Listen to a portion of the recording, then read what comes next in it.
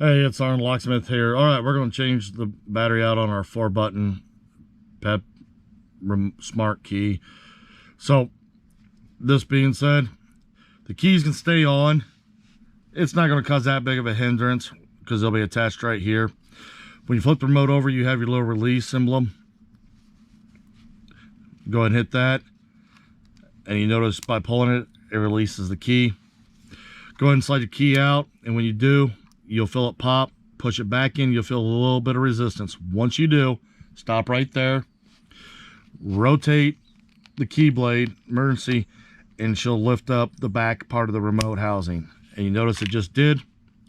With that, I like taking the key and using one of the sides. This key is not cut, but it will work.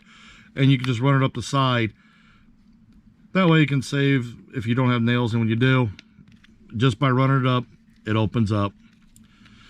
Go ahead and put the remote down. Take your back part of the remote, take your small flat tip, insert it under the battery, and when you do, the battery will pop out. You see it's a 2032. Go ahead and take your new battery, put it in. Make sure it's against the spring. Take your two halves, let's put them together.